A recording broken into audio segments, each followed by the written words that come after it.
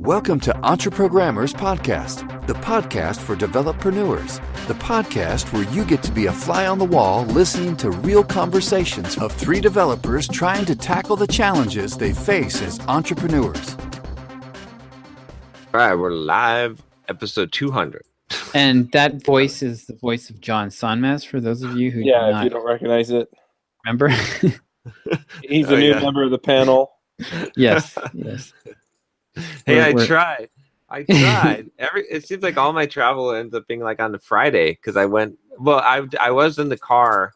I was here 2 weeks ago on the when I was heading to the cruise, and then the next Friday was coming back from the cruise. So yeah, that was the end of the cruise. So,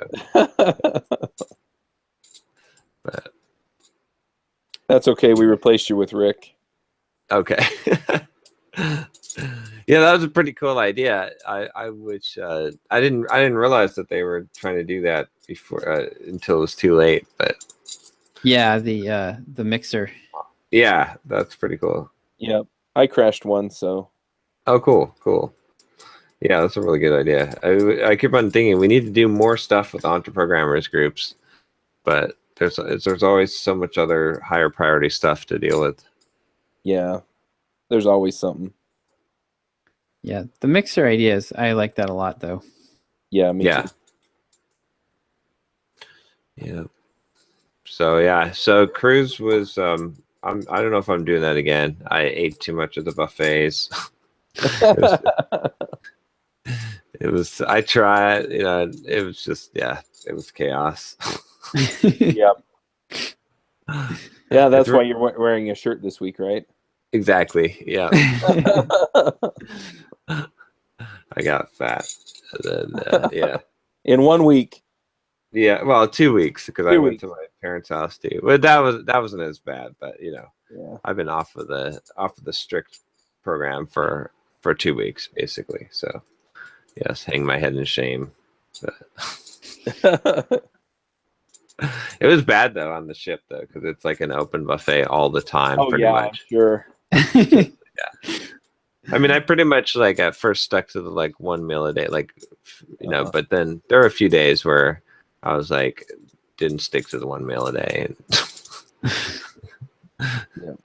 it's like, bread pudding would be good if I added chocolate and butterscotch to that. That would make it better. Yep, absolutely. You want the stuff that's bad for you or the stuff that's really bad for you? Yeah. We all need downtime. It's good. Yeah. I won poker tournament though on the cruise. I won another cruise actually. Nice. Which answers John's question about whether he's doing this again. Yeah, well, I can sell it. I guess I can sell the thing for $2,400 if I want. Which wow. I don't know. I haven't decided yet. It was like a satellite tournament. So the first place winner got entry into the bigger tournament and then also a cruise package. So I ended up winning that one, and then I don't know. We'll see. And then I played another tournament, and then I on the boat, and I won that one as well. So, but that was yeah. Oh. I played poker. You're like my middle son Jonah. We played a bunch of Go Fish over the holiday break, and he's any game of chance. He has like this unbeatable edge. It's hilarious, and he was at one point he was like stomping all of us. It was me, my wife, and the Levi and Jonah, and Jonah was winning, and he was like, "Who's winning, mommy?" Like, he didn't know or care. He was like completely carefree about it. Oh gosh, you don't want to go up against that kid in Candyland. He will destroy you. He will destroy you. Poker tournaments aren't a game of chance, though. Well, I mean, know. To some degree they are, but I mean, you got to get somewhat lucky. But I hadn't played a poker tournament in like a few years, so I didn't know if I still had the moves, but I did pretty good. So nice. Oh. I did nothing last week. So Nothing is So- good. yeah. I guess I'm the enjoyed only it. one with stuff to report then. Yeah. I actually, I had I was able to disengage Okay. and not feel, like I was stressing about not working or anything. So that was good. But the downside of that is not wanting to come back. Exactly. Yeah, we were talking about that right before we started the call, and you showed up. Yeah, I'm in the full throes of that right now. I'm like, Yeah. it's like, well, and it's funny because it's like it's New Year's, and I'm like, I don't want to do any of this. I don't want. It's like I'm starting from zero. I don't want to do it. I don't want to do any of this again. Yeah. Well, you two lazy guys. I mean, I've already done 2 podcast interviews today. Well, that's good. Nice. That's good. I've written a couple emails. Oh, there you go. Yeah, I've run. just not 5 happy miles. about it. But yeah, so last week was kind of crazy for me, just with all of the stuff going on. We were planning on coming down to my in-laws, and then my great aunt died, and so I stayed up in Utah County to go to the funeral, and my wife brought all of my kids except for one who was sick down here to Emery County in Utah. You can Google it. There's some Indian writings here, or Indian petroglyphs and stuff that you can come see, but not a whole lot out here other than that and coal mines. So anyway, but that's where my in-laws live. So we're down here now. But yeah, so I stayed up in Utah County for the funeral. And anyway, I didn't get a ton done, but what I did get done was kind of fun. I hired a new business coach because the coaching, I paid for a year with Jamie, and I felt like I needed more direct guidance on some of this stuff. Yeah. So, just specifically the hiring and delegating and all that stuff. So I hired somebody else that I knew. His name's Scott Beebe, and he walks you through, I think we talked through this last week a little bit, with the delegation and, business direction and stuff. And so anyway, so I got through a whole bunch of stuff on that as far as figuring out where I want to wind up and within the next few years anyway, working out delegation and things like that, and figuring out what the roles are in my business, and just stuff that I kind of knew that I needed to do, but I didn't really have any formal guidance on. So Yeah. So it's yeah. more it's more tactical. Yeah, it's all of the working on your business instead of in your business stuff that we all know we're supposed to do. Right. So anyway, so I'm working on that, and got a lot of that done. And then Friday I was trying to get some work done, and I didn't because the funeral and stuff. Then the weekend, but yeah, so I got some stuff done, but not a ton. But I'm starting to do. John mentioned that you guys had your Scrum meeting this morning, and I scheduled that for tomorrow with my team. So I'm going to start doing weekly check-in meetings with them. Oh, okay. So that'll be good. And then, yeah, I'm working on delegating as much as I can, because then I can actually do the stuff that I really need to be doing instead of so. One thing I have to ask you guys though, because my previous business coach, she called up and she's like, I need to hire some API work. I don't know what questions to ask them. And I was like, oh, okay. So we talked for a little while, and then she's like, so she checked in on me and what I'm working on about it. And she's like, yeah. Well, before you, because I have Michelle, who has been, has me book weeks for all the shows now, weeks and weeks and weeks. And I'm really just super happy with her. She's like, you have to let somebody vet her before you bring her on full time. I'm like, it has to be somebody who's not going to pull any punches and going to tell you exactly what they think. Yeah. I'd have you guys talk to her this week if you can. So what are you looking? What does vetting mean here? Just making sure that she's an A player, that she'll get stuff done, that she's a qualified person. Isn't she already working full time for you? No, she's part time. But you're how many hours? 20 per week. So you're just gonna up her to 40 hours, right? Yeah, that's the plan. But you're still gonna pay her hourly. Yeah. Oh, I would just up her hours. I mean, if she's working out good now. Yeah, you could always, Chuck, you could always do an intermediate step and go to 30 first. Yeah. And and not, you don't have to make a big deal about it. Like, I think like going, upping someone's hours does not mean that you're marrying them. That's true. And that's true. So, if you are going to hire someone and they're going to be salaried, that's changing the nature of the relationship, right? Because there's some built-in incentives with hourly that aren't there when you're salaried. So you really, you've got to, the reason you'd hire someone's salary would be if their hourly rate is just so high that you can't afford it, right? Like a developer would be $200 an hour, but you could get them for $100,000 a year. Right. That makes sense. I think her concern is that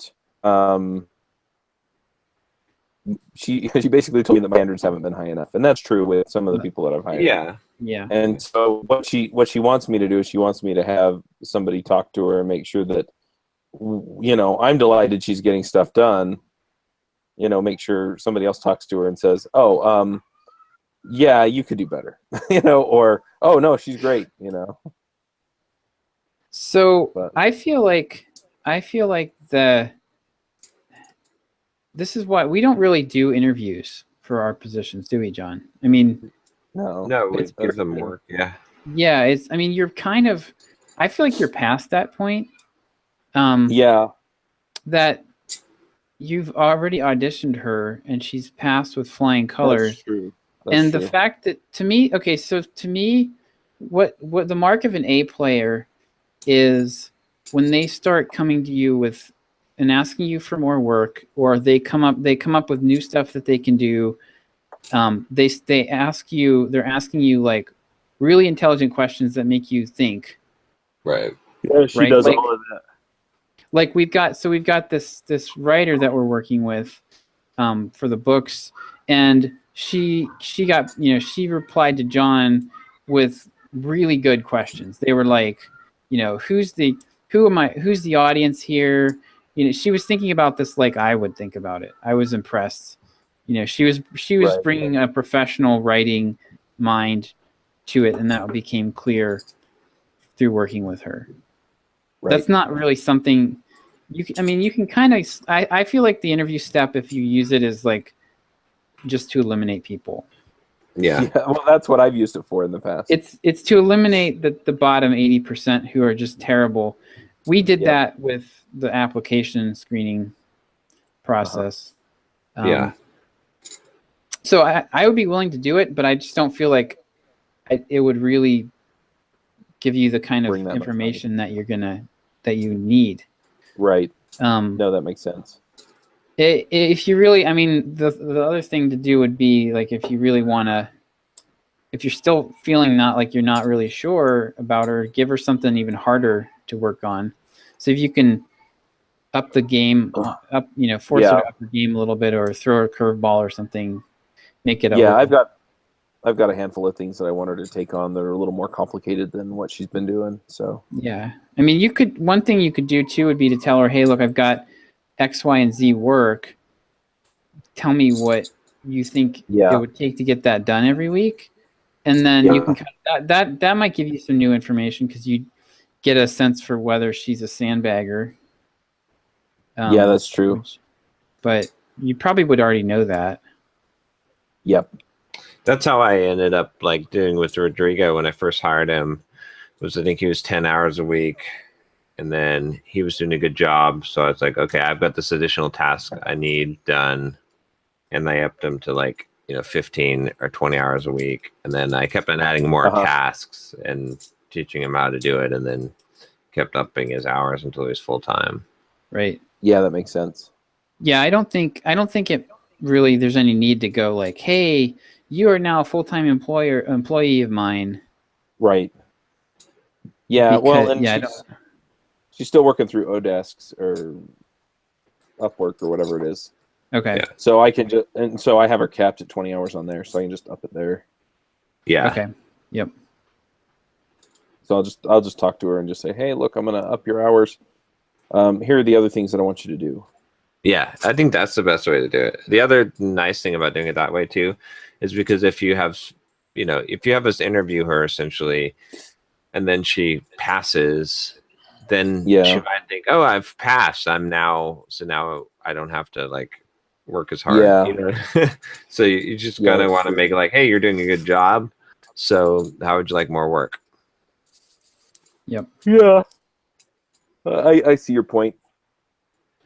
I mean, think about it.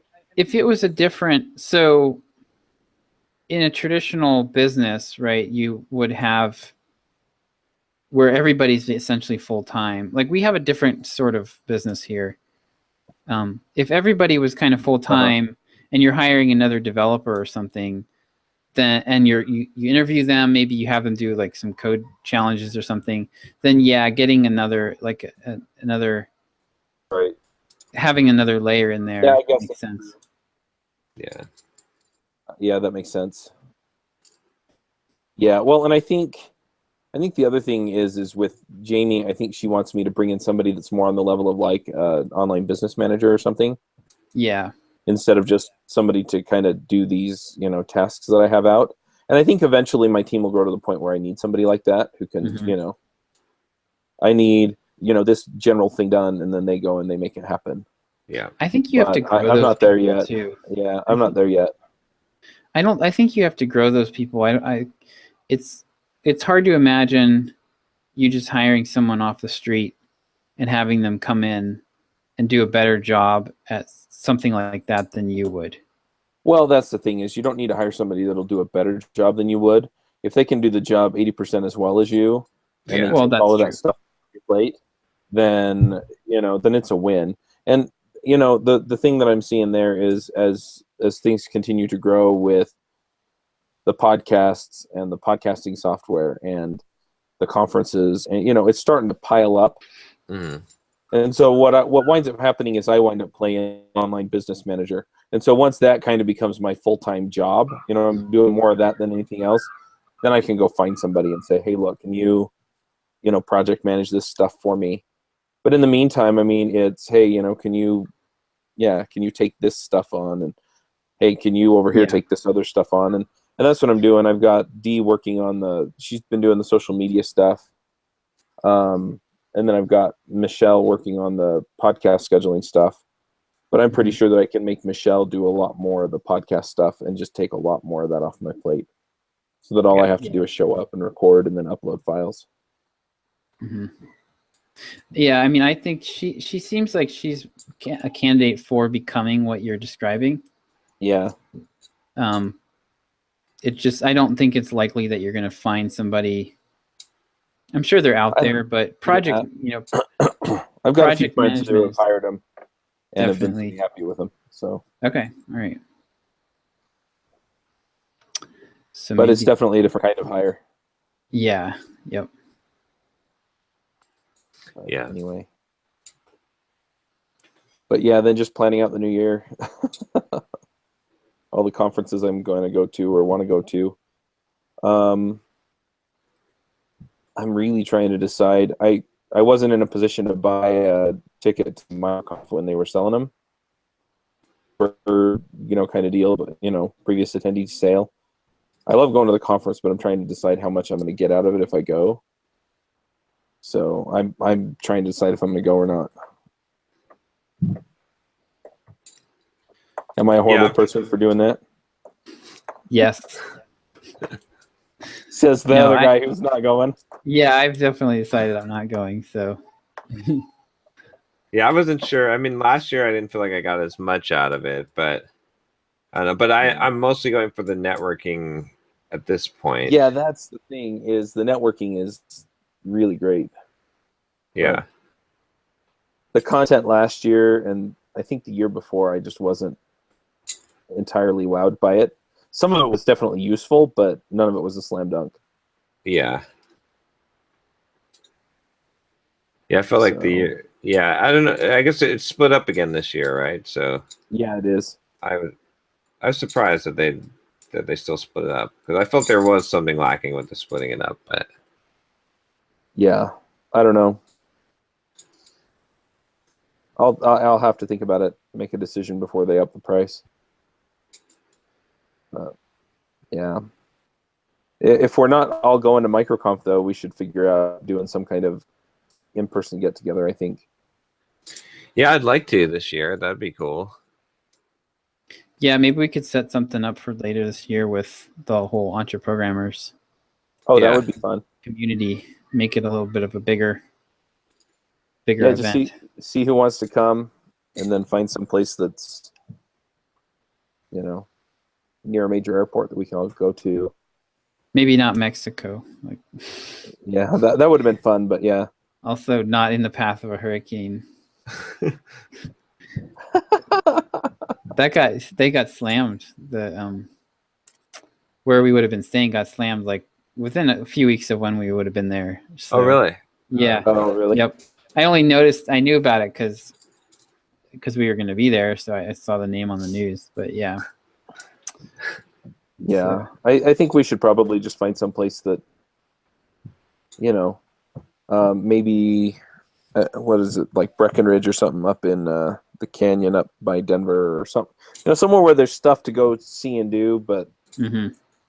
Yeah. at the same time, it's not that far from a major airport or something. Just find out who all can come and then rent a place big enough for everybody. Yeah. Definitely. We'll have to up all the EntreProgrammer monthly fees. Hear that, guys? $500 a month, each of you. So now, going forward, no. Yeah. I bet you it'd be nice to put together like a forum and like a make it more of a business model. Or something. Yeah, or have more stuff. But I don't know. It's hard. No one really has time to work on the EntreProgrammer stuff. So Yeah. I mean, it'd be fun to set up, but yeah, it's the time issue for me. yeah.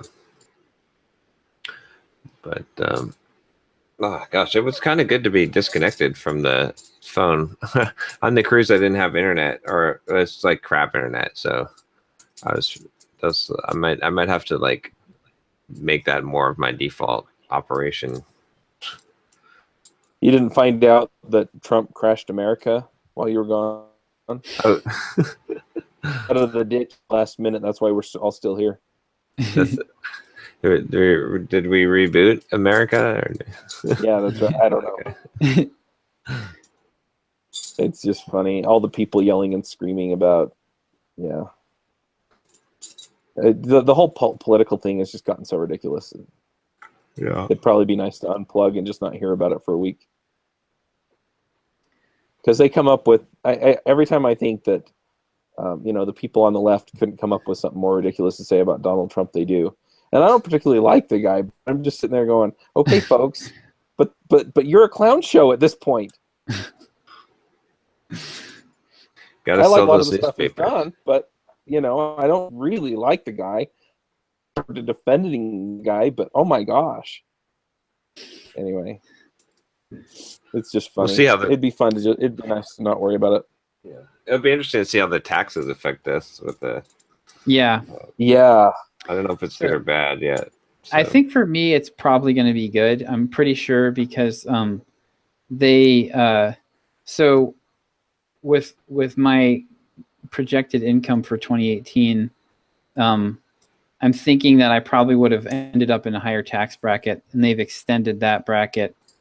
They've extended the bracket that I'm in now way beyond what I think we'll end up making this year. So that'll probably be beneficial.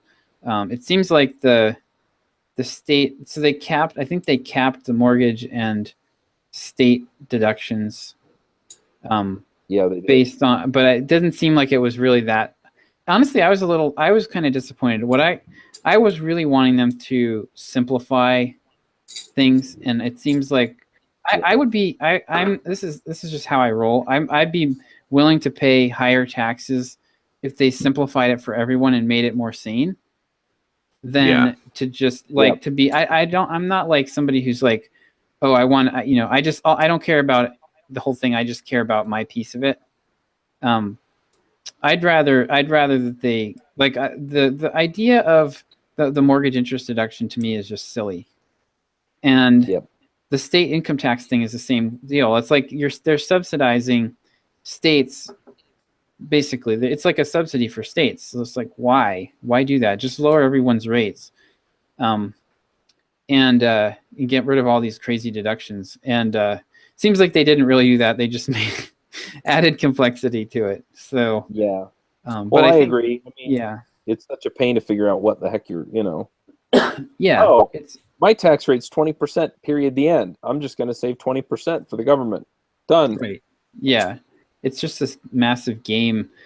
But one thing I'm excited about, since they were, basically just adding deductions and stuff, is I can now use a 529 plan to pay for private school tuition for K through 12. So, oh, really? Yeah. So basically, I'm going to set up a 529. So you could always do that with college, but I don't want to do 529 for college because it's essentially like a 401k at that point. The investments that they use are terrible. And then if you want to, so you don't have to pay taxes on the money on the way in, but then if you want to take it out later and use it for other stuff, you have to pay a penalty if it's not going to be for education. So it's like you're basically locking yourself into assuming that all of your children are going to college, and you're going to use all that money for them. But with this, what I'm going to do is set it up as a pass-through account. So I'm basically just going to pay the tuition into this 529 and then take it back out. There's no reason not to do that. Yeah. And I checked with my tax guy, and he's like, well, I need to reread the bill because it's 1,059 pages or whatever. I know, it's ridiculous. But my understanding is the same as yours. So, so basically I'm just going to set it up as a pass-through, make the deposits into that, and then use that to pay the tuition every month. And that'll be like, it's basically just like paying with before tax dollars. So that'll be like a 25% discount essentially, which takes some of the sting out of the fact that I'm paying for schooling twice. Yeah. But you just kind of get used to paying for everything twice. Yeah. Well, my kids go to a charter school, and I feel like we do the same thing. Yeah. It's, we don't have to pay a tuition, but we pay property tax, and that all goes to the school district. Exactly. Yeah. It doesn't go to the charter schools. They have a separate fund for that. I'm just like, hey, can I opt out? I'm not using it. Yes, I would very much like that. I mean, it's amazing like that. I've done the math on that, and that doesn't go away. Like, right, even if you pay off your mortgage, you're going to pay those taxes for 30 to 50 years. And you could pay for quite a bit of private schooling with that money. Yeah. Yep. But yeah, that's hardly the most egregious thing that the government does. So, I mean, my issue is that they spend their money on such stupid crap, and then they won't talk about the things. I mean, because honestly, we can't keep borrowing the way we're borrowing. Eventually, we're going to hit a wall, and it's frustrating because it's like, look, the things that we could reform that would make a difference, nobody wants to talk about. No. That's frustrating. It's like, look, if you want to take more of my dollars because you need more of my dollars to make things work, the things that the government should be doing work, fine. But if you want to take my dollars and give them to somebody else and then borrow more money to give to somebody else, I really have a problem with it, because all I'm doing is supporting you and being irresponsible. Well, it's sort of like it's sort of like having an alcoholic uncle. So you're like, I would, okay, like, Uncle Sam, I would give you an extra $100 if you would go through rehab, and I knew that you would actually be not an alcoholic anymore, right? But I'm not going to give you $100 so that you can go drink and wrap your car around a telephone pole and then come back to me and want money to pay for that. Sorry. Yeah, except drunk Uncle Sam, he shows up with a gun and makes you give it to him anyway. That is true. That is true.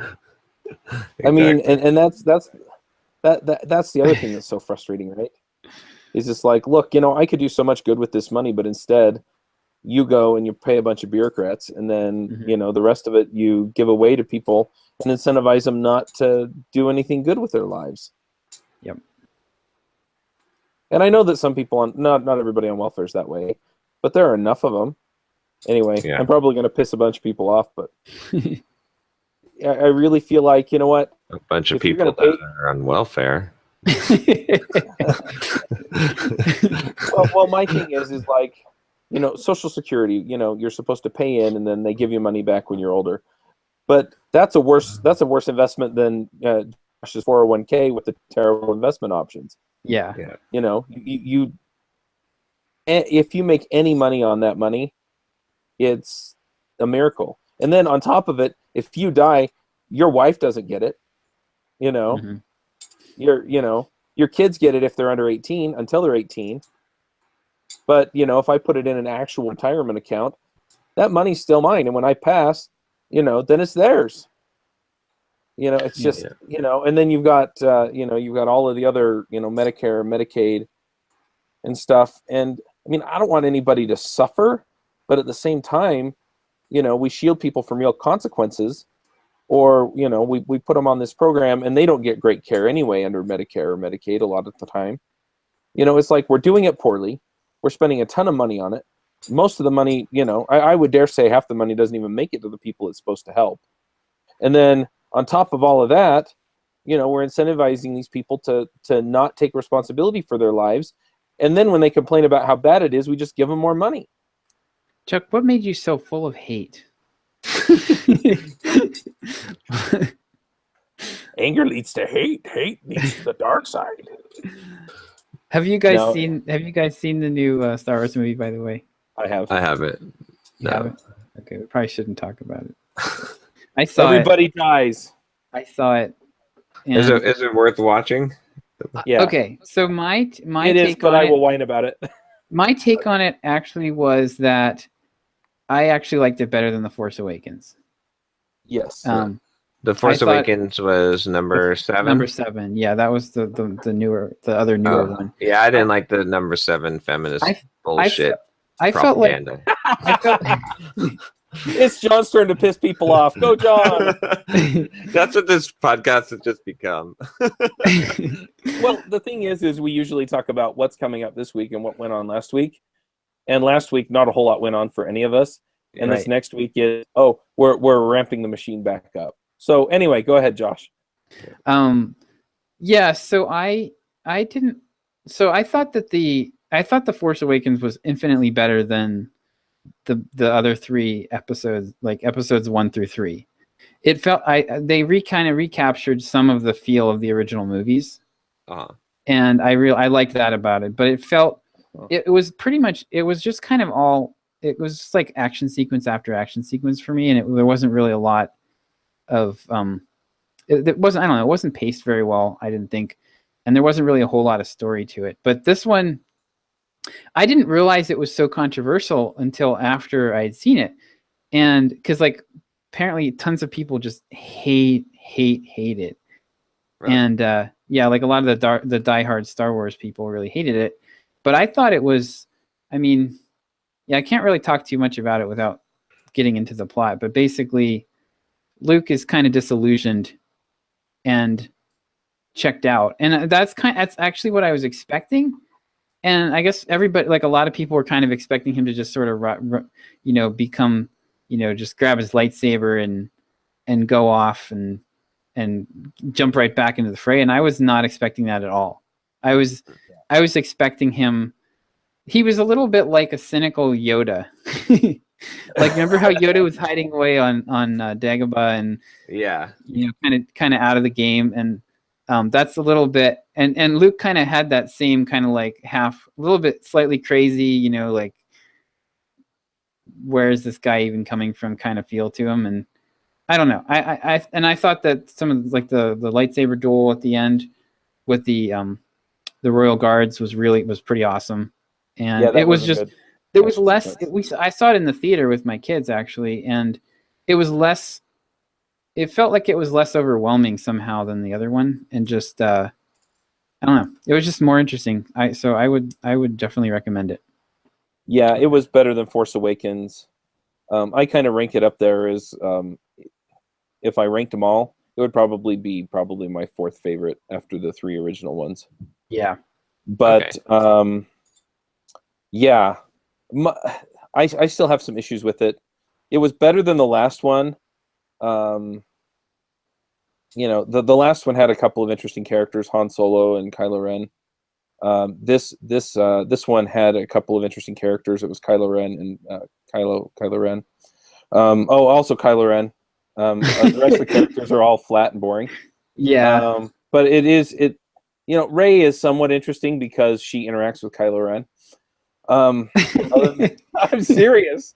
I mean, Luke, Leia, I mean, it's frustrating because, you know, I love these characters from the original trilogy, and they're just, you know, Luke started getting a little bit interesting, and then they had to kibosh that because you can't have that. So, you know, as far as the characters go, I mean, just not that exciting. Yeah, the plot line was somewhat interesting. Like, there were a couple of things that I couldn't call out a half hour before they happened, but most of it I kind of could. But yeah, overall it was, you know, it was a good movie. I enjoyed it. But yeah, I really, I mean, the thing that made the original the original trilogy was that they had these outrageous settings, you know, like Cloud City and the Death Star and all of these different, you know, things going on. And then on top of that, they had these really fascinating characters. And sure, Luke was a whiny little butt, and he was a whiny little butt the whole time. In fact, he was a whiny little butt in The Last Jedi. Yeah, I know. That's actually it felt like continuity to me from yeah. Like that was basically Luke Skywalker grown up. I mean, like, Yeah. you know, that was pretty much. And I enjoyed. There was a scene in there with Yoda where Yoda comes and like smacks him around and straightens him out. Yeah. That I thought that felt like we were back on Dagobah. I really enjoyed that part. Yeah. But anyway, it was just so overall, I mean, you know, some of the effects and some of the things that they came up with were kind of fun and kind of interesting. Of course, there were a couple of things in there that I'm like, why didn't they do that before? And then I thought about it a little bit more, and I said, why didn't they do that in the original trilogy to get rid of the Death Star? But because it would have worked, would have cost them a whole lot less. Anyway, but overall, it was a good movie. There were a few plot holes, you know, going through it too that just made me kind of go, come on. I mean, you have people that live and breathe this universe. Go hire one of them. Hire any one of the fans, and yeah. I mean, just go find the guy that has 6 R2-D2 t-shirts and wears one every day of the week, and then lets his mom wash them on Sunday, and you know, hire him and make sure that it all adds up. But no, we hired J.J. Abrams, and so it's just going to be perfect. Anyway, sorry. My kids were like, Rant over. Afterwards, my kids were both like, yeah, we like The Force Awakens better. So they pretty much agreed with the entire Star Wars fandom. Huh. Yeah. All right. Well, I'm curious to see it now. So I hope I didn't spoil anything, but yeah, I was trying not to. No, it's weird. Like, I never expected. I mean, after the episode 1, 2, and 3, it was. I mean, unfortunately, like wait, episodes what? 1, 2, and 3. Those don't exist. Oh yes, exactly, precisely. But yeah. You know, George Lucas, he's just a one-hit wonder. It's just like, it's unfortunate, but that's just what I mean. And a lot of people are, right? I mean, look at Look at Andy Weir with the Martian, and then he's got his new book, but no one is even. It's not getting very good reviews, and you know, it's like I didn't think. I actually saw it when I saw that he had released a new book. I was like, I didn't think that it was even. I'm actually not even curious to read it at all. I read it. Yeah. So. Oh yeah, you read the new one. Okay. Yeah, it wasn't as good as The Martian, but it was good. He's not really a writer. Like, this is the thing with Yeah. he's a Mars exploration expert. So he did the thing. I felt like The Martian was the thing that he could do really, really well. Right. And he's trying to become a best-selling author now off of that platform. And I don't know, he might pull it off, but it's a different ball game. Like he was so, I mean, he wrote software. He calculated. He wrote software to calculate the trajectory of the rescue shuttles in the Martian. Like, he actually worked all that out so that it was accurate. He wrote, so he just had so much detailed knowledge about that one topic that it's very hard for me to imagine him. And that's what made that book good, in my opinion. I mean, the story was really good too, but his detailed, specific knowledge is what really made it work.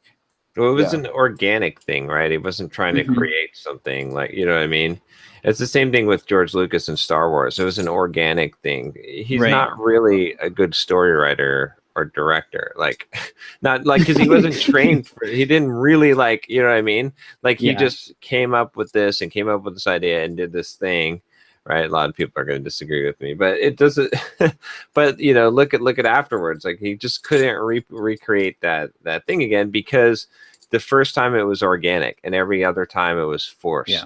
Right, and that's The other thing is that I think both Lucas and Weir, they miss out on what made those books really great. And that was in The Martian, it was the journey, right? It was going through all this stuff with Watney, whatever his name was. And you know, and so it's how do I solve this problem? And so you get to explore the Mars with him. And Artemis is much more, there's a city on the moon, and and so he has to give you all this history and all the interactions and stuff. And so some of the exploration stuff was fun and cool, and it's like, what if this was actually existed on the moon? But it was much more of a social heist. It was more of a heist than anything else. And the other one was much more of an kind of an exploration adventure. And I think he's much better at the one genre than the other. The other thing is like with George Lucas, I don't think he realized that it being a space opera was really what made it work. Right. And so he tried way too hard to create a space adventure story in the first 3 movies. And he was much more interested in the technology and the places than he was in the people and the things that really made the original trilogy work. And that's why they flopped.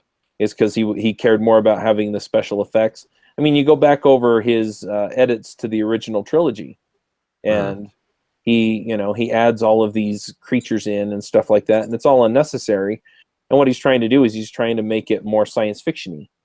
And nobody watched it for the science fiction. I mean, people liked watching the X-Wings fly through space and blow up the Death Star, and that was science fiction-y, but it was the red leader and and the interactions between all of the characters, and you felt like you were part of the rebellion. That's what drew people in. It wasn't the other stuff. And so they just missed the boat. Yep. But the heist was fun in Artemis. It's a good read, but it wasn't The Martian. The Martian I couldn't put down. Yeah.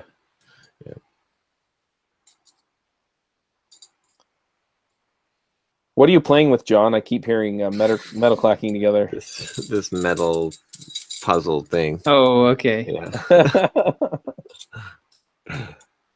Those are fun. Yeah, they are. But so do you guys have plans for this next year? Do you know sort of the direction and milestones that you're trying to reach, or are you just kind of pantsing it for the next little while? Well, I mean, I think the plan is to do a lot of courses this year. I'd like to see us hit $1 million business this year is kind of the goal. So you're going to give Pluralsight a run for their money kind of thing? You're just going to create a bunch of courses or find people to create courses for you? Well, we're talking about creating more probably courses that I'll be creating, mostly like that will that will be more of the soft skills type of courses, right? We need like some bigger courses. We need more things to sell, really. Is what it comes down to. And then the whole affiliate thing that we discovered is working to do more of that. I think is a good plan. So are you going to put any courses up on, like, I think you were talking to Skillshare or somebody? Well, we're licensing the book through them, but it's a possibility to license courses. Okay. I think. Cool. I was just curious. Yeah. I'm gonna probably be looking at I want to get it on a more formal promotional schedule where we know in advance what we're going to be doing a few months out. So I've kind of started working on that, and then I'm going to be like, for example, we're thinking we're going to do a giveaway every month to grow the email list. So I'm doing a giveaway this month actually with Sublime. I'm going to work on it once we jump off here. Actually, I want to make sure that approach still has legs to it. I'm pretty sure it will work. I don't think it's going to work as well as it used to because of the changes to Facebook and Twitter that make those social media posts less visible. But we're going to figure out how effective it still is. And but yeah, like, probably do at least one affiliate promotion per month, and then some kind of product. I'd like to be doing a product launch every couple of months for the duration of the year. So will be a pretty aggressive schedule, but I think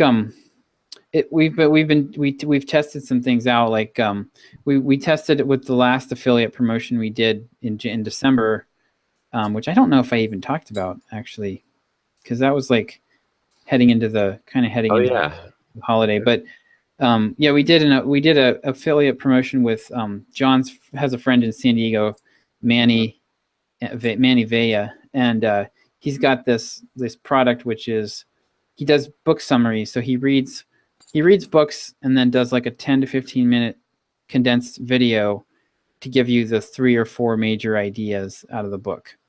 Right. And he's got collections of about 50 on different topics. So we did his productivity one, and we broke his website. Yay! Yeah, we did the launch, and then we did about, I think it was close to 600 sales, which is pretty good, pretty decent. And then he was like not able. He spent the next 3 days like for trying to figure out why his website wouldn't load. So it might have been some issue with either we painted the target for some hacker that just started to do a DDoS on him or whatever, or the extra traffic from the downloads and watches was too much for his server. But so I want to do one of those a month. We tested in this last one. We tested whether having John create a bonus was useful, and the answer is maybe. So bonus, like doing a bonus, is not a slam dunk. If the bonus has to really nail the right pain point, or it doesn't help that much. So we A/B tested it, and there was literally no difference between the people that got the bonus and the people that didn't. So that makes that easier. We've also, and we're also realizing that we don't have to, because we do so much selling in the email, we don't have to do as much work on the sales pages, which will make these like product launches and stuff a lot easier for me to swing. So we'll probably be going to a much more streamlined approach to doing sales pages, where it's, basically just sort of outlines the course contents and has a buy button. Yep. For the affiliate offers, the landing pages we've been using have been really basic. I mean, they're like, the interview cake one was literally just the guarantee, the price, some testimonials, and a buy now button. Like, it was not it definitely was not a long form sales page, and it worked great. So yeah, so it's going to be pretty busy. I think it's just going to be a high velocity year for us, and just hopefully we can just kind of space things out to where it doesn't get too crazy. Right. Yeah. Makes sense.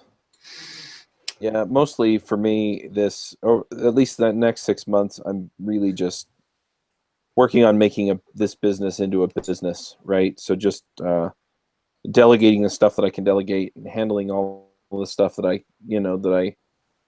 own, and then just, making systems around it. My goal really is, I was thinking about it. I reread the E-Myth Revisited. That was one of the books that was required reading for the coaching that I'm doing. Yeah. And, he talks about the franchise, the turnkey model, and, if somebody franchised your business kind of thing. And it really occurred to me, okay, well, if I got hit by a bus, I want my wife to be able to keep running things until she decides that she doesn't want to anymore.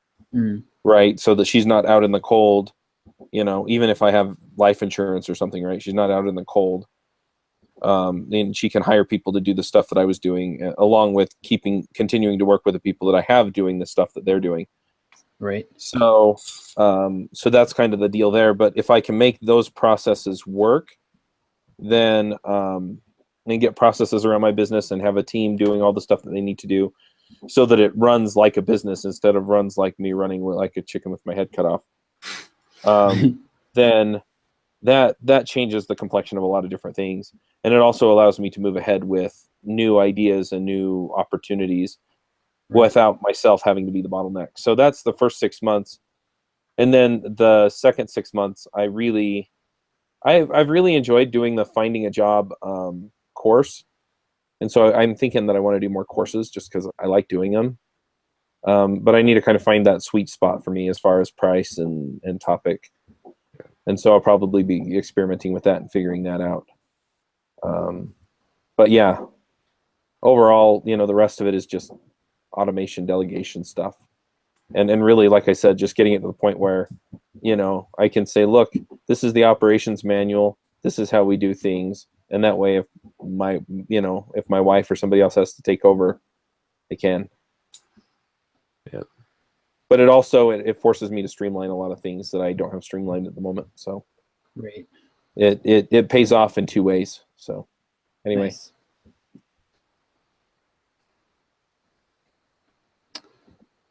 Excellent. Well, I'm curious to see how your launches go. And once you figure out how to crack the affiliate thing, you can tell me, and then I can make big money off of it. So far, we've done pretty good with it. Yeah, it's been... Yeah. Yep, the formula is pretty simple. So I pretty much know now when I'm going into it, like what I need from people, and pretty much I just give them a take it or leave it proposition as far as pricing, and just and our affiliate split, and then we have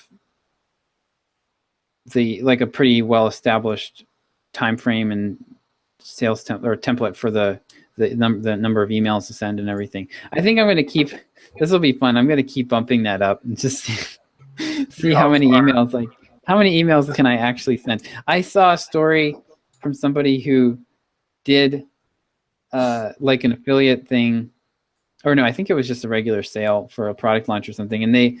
But this guy sent like 24 emails in one day or something. Oh my gosh. Like he'd sent like 3 or 4 emails, and it was like they were getting a few sales, and he was just like, you know what? I'm just going to like take this up to 11. And he just sat there all day and just wrote emails. And as he finished them, he sent them out. Yeah. And he ended up doing like somewhere between 18 and 24 emails, and they made like $100,000, and it was wow. So yeah, it's pretty it's pretty hilarious. I mean, like we still get emails from people saying, like 2 weeks later after one of these deals, I can't believe I missed this. Exactly. Yeah. It's like, how did you miss it? Yeah, but Well, if you look at most people's inboxes, then you'll see why. Yeah. Like, Yeah. it's funny too. I was just thinking, like, I signed up for this John Varavatos, like, it's this clothing company, and they send me they send me emails like every day. It's like 25%, like it's always a sale, and I just like got an email this morning. It's like the sale has been extended, and it's and that's like I don't even think twice about that, and I mean, half the time I'm like, oh, maybe I should go and look over there. Well, maybe later, you know what I mean? And so, and I don't unsubscribe because I'm like, oh, I don't want to like miss out on the sales when they do the sales. So I was just thinking about that, like from a psychological perspective of like, is it really that big of a deal that they're sending me this many emails, that they're extending the sales? No, it must be working, right? Like, yeah. Grant Cardone sends like 3 or 4 emails a day. Yeah, it's crazy, and they're terrible. Yeah. I don't mind. I don't have any objection to sending that many emails, but his emails have no value in them. They're you like have to have that, and your audience has to be okay with it. They're like it's like a bunch of different. It's kind of interesting. I stay subscribed because of the subject lines, or some of them are pretty good. But it's basically like they're all just like attention grabber subject lines, and then it's the same email every single time, pretty much. Oh yeah. He's promoting his 10x growth con really heavily, and so everything is like, you can see it in the preview. I don't even open the emails because you can see it's like, it'll be like this really good, intriguing subject line, and then you'll see the first line of the email, and it's like, tickets are on sale for 10x growth con. I'm like, Yeah. Mark is red, archive, do not care. But it must be still producing sales, and it will. I mean, a lot of repeated exposure too, right? It's not just sales; it's advertising, so it's marketing. Like, yep. Well, and if it works, it works. So Josh is going to send 20 emails in one day. Yeah, that is my goal. My goal is to blow through our entire drip quota in one day. Nice. All right. Well, I got to start getting packed up, and we're gonna drive home. So. All right. I guess I better finally answer some emails. Yeah. So I caught a little bit up last night, but I got a bunch to catch up on. So. All right, guys. Well, hopefully we'll all be full of energy next week, or the end of this week. Yeah, on Friday. We'll have more to talk about than Star Wars. Yeah. Yeah. So this week I'm around. Next week it really depends on what CES looks like, because Friday's the last day of CES next week. Okay. Oh, okay. But yeah, What do we have this Friday. Thoughts? Keep moving forward. I mean, this last year was rough for me. You all heard it. Yeah. But I'm not even. I mean, I'm looking at it in some ways as, how do I not go through that again? But mostly, I'm just looking forward. What do I have coming? What can I do better? How do I make this, be what I want it to be? I went through an exercise. It was a vision exercise, and just hammered down some of the points as far as, oh, this is the life I want. This is the business I want, et cetera, and that's really been helpful. And so now I'm looking forward as to, how do I get there, instead of looking back and going, that really sucked. How do I not do that again? Yep.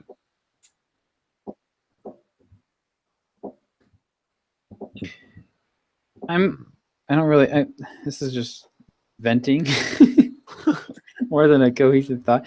I'm just kind of at a point where I've achieved a lot of really big, important goals for myself that I've had, and I'm sort of floundering right now. Just honestly don't know what the next big thing is. And you don't own a private island yet, do you? I don't own a private island, no. Okay. Just trying to help. I don't really want a private island though. See, you got to actually want it, right? Yeah, that's true. Yeah, so I don't know.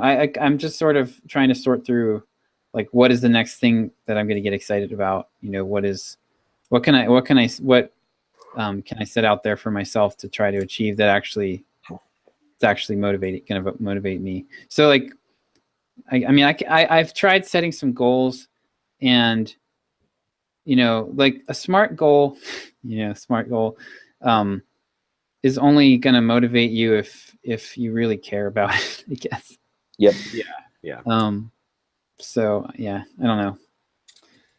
Goals are useful, but they really have to hit you somewhere deep inside, I guess. Yeah, that's the tough thing once you reach, like staying motivated once you've already sort of hit the, like, you're not as hungry. Like, how do you stay hungry? That's the question, is always like. Yeah, well, and like I'm in this weird spot now where my goals need to be, they're so big that they're going to not feel realistic or achievable. Yeah. You know what I mean? Like the gap between where I am now, John, and where you are is huge, and it doesn't really motivate me to think about saving so much that I could retire is like a multi-million-dollar goal, and that's not getting me fired up right now. You know what I mean? Like that doesn't make any difference for my life for a long time. Well, if it's any consolation, you may reach that and not retire. So. Yeah.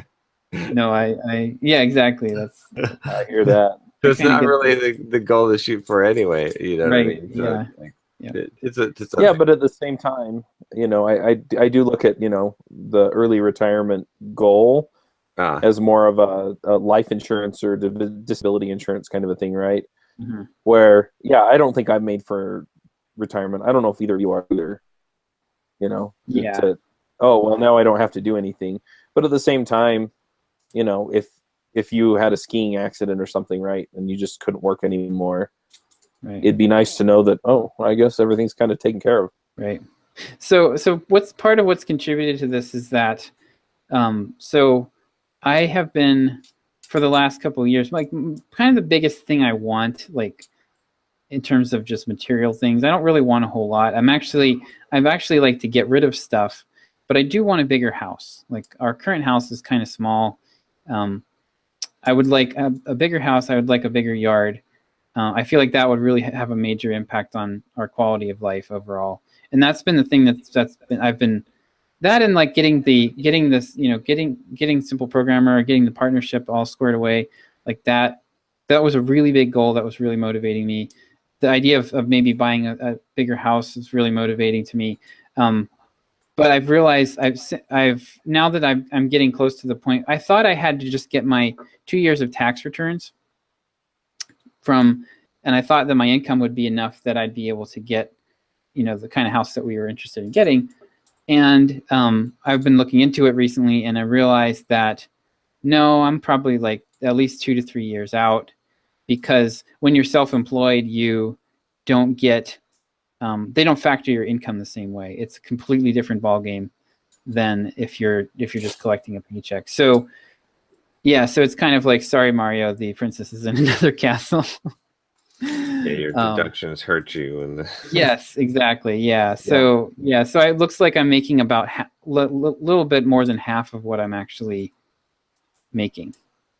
Is what they're going to give me, what the bank's going to give me credit for on the mortgage. So so it's like it's going to be at least a 2 to 3 year process, I think, before I can really start that. And I was kind of wanting to get that squared away before I did any kind of real estate investing, which is my next goal. But now that that's looking like it's farther out, I think it's probably going to make more sense to start to move on the investing, because the smaller the mortgages for the investment properties will be pretty small, and they're going to have a negligible effect, I think, on my ability to qualify.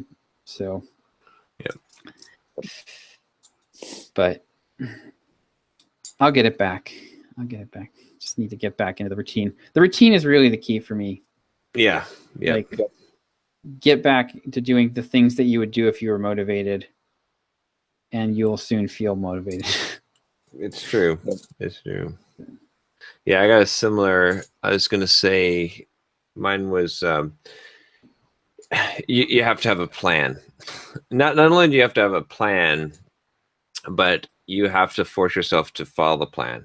Like, so, I learned that quickly on the cruise ship this last, 2 weeks ago. It's like, yeah, I didn't really have a plan. Like, I should have known, like, I could have planned this ahead of time because I said, oh yeah, there's going to be a buffet, and this is what I'm going to do, and then execute. And then you kind of got to execute on the plan whether you feel like it or not. Because it's not that hard to come up with the plan that will get you where you want to go, right? I mean, if you come up with the plan, right, all the things are achievable, right? I mean, it's very easy to say, oh, well, I got a cruise and I've got Christmas coming up, so there's no way that I could like get my body fat down, or my goal for the year. But that's not true. Like, you could. There's a lot of ways that could happen, but you have to have a plan. You have to execute that plan in order to, and that's the other thing too. Is like this morning, like my plan was like, okay, well, I'm running these extra waking up early and running these 5 miles until I get back on track, and I didn't feel like doing it this morning, but I was like, well, that's the plan, so I'm doing it because it's the plan. And that's the thing, is like, you just have to remember that, because if you do that, you will execute, and then it's most of the problems are execution problems. They're not actually, like, we think that we have problems that are actual real problems, but it's execution. And so that's it. Like, because coming up with the plan to accomplish what you want to accomplish is not as hard as what we try to make it into. What it turns out to is, like, are you executing 100% perfectly? If not, then that's, you don't have a problem. You just have an execution issue. So there you go. Cool. I agree. All right, guys. Well, I guess let's execute. All right, let's execute. All right, see you guys later. Yeah. See you later.